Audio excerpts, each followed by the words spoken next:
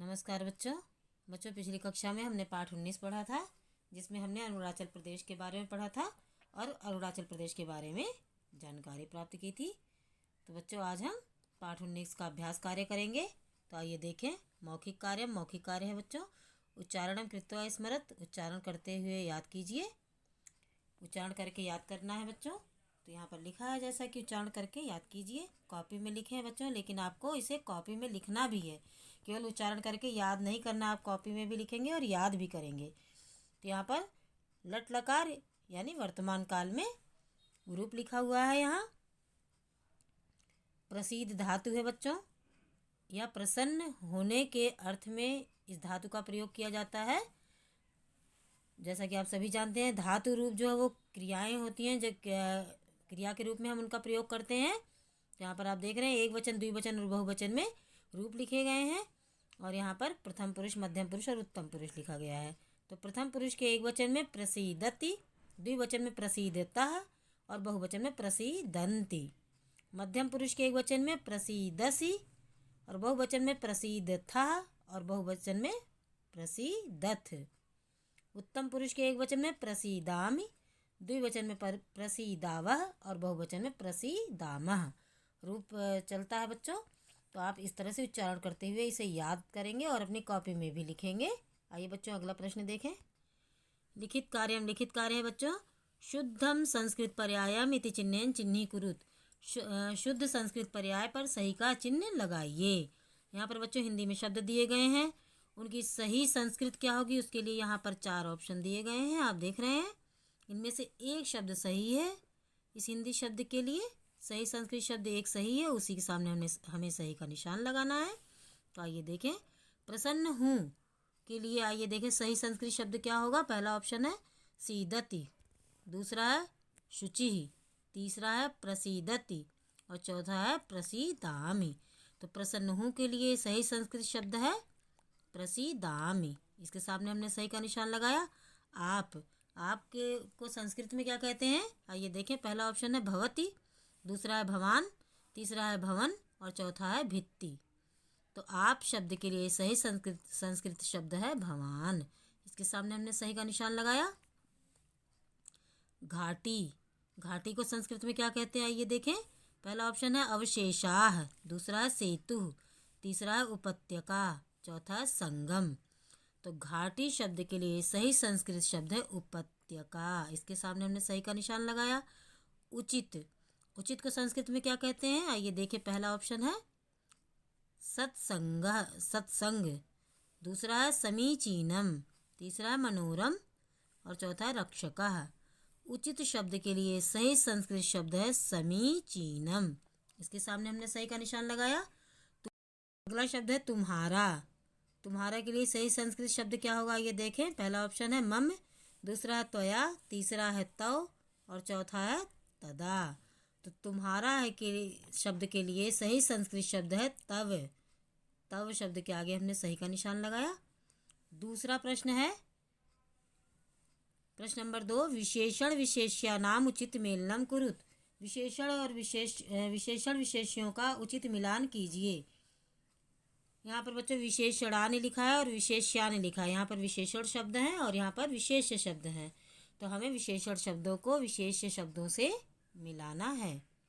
तो आइए देखें। पहला शब्द है दर्शनीय नाम के साथ क्या आएगा, स्थला नाम। इसी तरह से प्रसिद्धा के साथ क्या आएगा, बौद्ध मठ ही तो प्रसिद्ध है।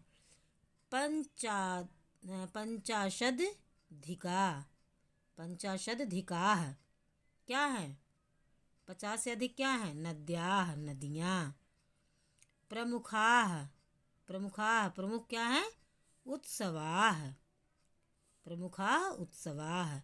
अनेक क्या है, अनेक बौद्ध विहार। इस तरह से बच्चों आपको मिलान करना है। आइए बच्चों प्रश्न नंबर 3 देखें। प्रश्नानाम उत्तराणि संस्कृत भाषायाम लिखत। प्रश्नों के उत्तर संस्कृत भाषा में लिखिए। बच्चों प्रश्न नंबर 3 आपको अपनी कॉपी में लिखना है। प्रश्न नंबर 3 है बच्चों। प्रश्नानाम उत्तराणि संस्कृत भाषायाम लिखत। प्रश्नों के उत्तर संस्कृत भाषा में लिखिए। जैसा कि मैंने आपको बताया कि इस प्रश्न के आपको अपनी कॉपी में ही लिखना है। पहला प्रश्न है, सूर्योदय भूमि इति पदम कस्मै प्रयुक्तम। सूर्योदय भूमि इस यह पद किसमें प्रयुक्त हुआ है? उत्तर है सूर्योदय भूमि भूमि इति पदम अरुणाचल प्रदेशाय प्रयुक्तम। सूर्योदय भूमि यह शब्द अरुणाचल प्रदेश के लिए प्रयोग हुआ है। अगला प्रश्न है, अरुणाचल प्रदेश से राजधानी का। अरुणाचल प्रदेश की राजधानी क्या है? कौन है? उत्तर है अरुणाचल प्रदेश से राजधानी ईटानगरम अस्ति। अरुणाचल प्रदेश की राजधानी ईटानगर है। अगला प्रश्न है, अरुणाचले कति नद्यः प्रवहन्ति। अरुणाचल प्रदेश में या अरुणाचल में कितनी नदियाँ बहती हैं? उत्तर है अरुणाचले 50 नद्याः प्रवहन्ति। अरुणाचल में 50 से भी अधिक नदियाँ बहती हैं। अगला प्रश्न है, तवांग गोम्पा केशाम मठः। तवांग गोम्पा किसका मठ है? उत्तर है तवांग गोम्पा बौद्ध मठः अस्ति। तवांग गोम्पा बौद्ध मठ है। कस्य प्रदेशः अरुणाचलः। किसका प्रदेश अरुणाचल है? उत्तर है अरुणस्य प्रदेशः अरुणाचलः। अरुण का प्रदेश अरुणाचल है। प्रश्न नंबर 4, उचित कथनानाम समक्षम इति चिह्नम अनुचित कथनानाम समक्षम इति चिह्नम चा चिह्नीकुरुत। कह रहे हैं कि उचित कथन के सामने सही का और अनुचित कथन के सामने या देख रहे हैं क्रॉस बना हुआ तो गलत का निशान लगाइए। पहला वाक्य है, अरुणाचल प्रदेश चंद्रस्य प्रदेशास्ति। अरुणाचल प्रदेश चंद्रमा का प्रदेश है? नहीं, गलत। गलत का निशान लगाया। अगला वाक्य है, ईटानगरम अरुणाचल प्रदेश से राजधानी अस्ति। ईटानगर अरुणाचल प्रदेश की राजधानी है? सही। अगला वाक्य है, अनेक बौद्ध विहारा लोहित जनपदे सन्ति। अनेक बौद्ध विहार लोहित जनपद में है? सही। सही का निशान लगाया हमने। अगला वाक्य है, अरुणाचल प्रदेशे 4 नद्याः प्रवहन्ति। अरुणाचल प्रदेश में 4 नदियाँ बहती हैं? गलत। गलत का निशान लगाया। ओरिया स्थानस्य नाम अस्ति। ओरिया स्थान का नाम है? नहीं, गलत। यहाँ पर गलत का निशान लगाया। प्रश्न नंबर 5। प्रश्न नंबर 5 है बच्चों, मंजूषाया दत्तय पदय रिक्त स्थानानि पूरयत। कह रहे कि मंजूषा में दिए गए शब्दों से रिक्त स्थान भरिए। मंजूषा यानी आप देख रहे हैं बच्चों, ये हेल्प बॉक्स है, इसमें शब्द दिए गए हैं। इनमें से सही शब्द चुनकर हमें रिक्त स्थान को पूरा करना है। तो आइए देखें। पहला रिक्त स्थान है, डैश प्रकाशा सर्वप्रथमम अरुणाचल प्रदेशम स्पृशति। प्रकाश सबसे पहले अरुणाचल प्रदेश को छूता है। किसका प्रकाश? सूर्यस्य। तो यहाँ पे पहले नंबर पे क्या आया? सूर्यस्य। हमने लिखा यहाँ पर सूर्य का प्रकाश सर्वप्रथमम अरुणाचल प्रदेशम स्पृशति। तो क्या लिखा? सूर्यस्य। अगला है, अत्र 50 डैश प्रवहन्ति। 50 से अधिक क्या बहती हैं? नद्यः। यहाँ हमने लिखा नद्यः कि यहाँ 50 से अधिक नदियाँ बहती हैं। अगला रिक्त स्थान है, दर्शनीय स्थलानाम डैश अत्र विशेष प्रबंधः अस्ति। दर्शनीय स्थलों के यहाँ विशेष प्रबंध हैं। किसके लिए हैं? दर्शनाय, दर्शन के लिए। तो क्या लिखेंगे? दर्शनायम। यहाँ हमने लिखा दर्शनायम। दर्शनीय स्थलों के दर्शन के लिए यहाँ विशेष प्रबंध हैं। अगला है, अस्या प्रकृति दर्शनम डैश। क्या आएगा यहाँ पे? वांछति। चौथे नंबर पर आया वांछति। यहाँ हमने वांछति लिखा। अगला है रिक्त स्थान, डैश परियोजना कार्यमपि पूर्णम भविष्यति।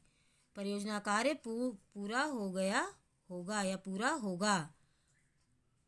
तो क्या आएगा यहाँ पे? ग्रीष्मावकाशस्य।